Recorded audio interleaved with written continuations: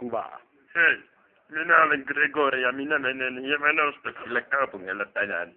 Minun äitini sanoi, että minun tarvitsee ostaa piinaa, mutta taidan ostaa kahvia. Lähdetään kaupungille.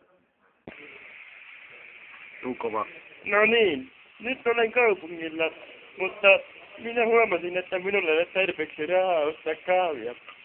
Siksi päätin, että ostan mansikoita, koska minulla on makeana.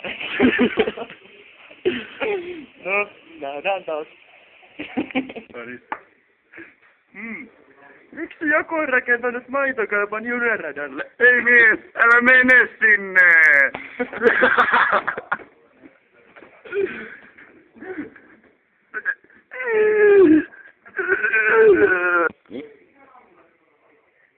Ai. Minun olisi pitänyt uskoa äitiäni, kun hän sanoi, että me saisi mennä ostamaan kahvia piimän sijasta.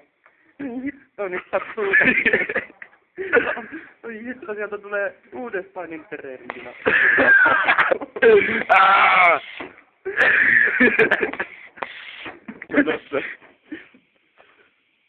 Juna tuli niin luja, että hiuksetkin lähti päästä. Sehän oli kalju kuin Kekkonen.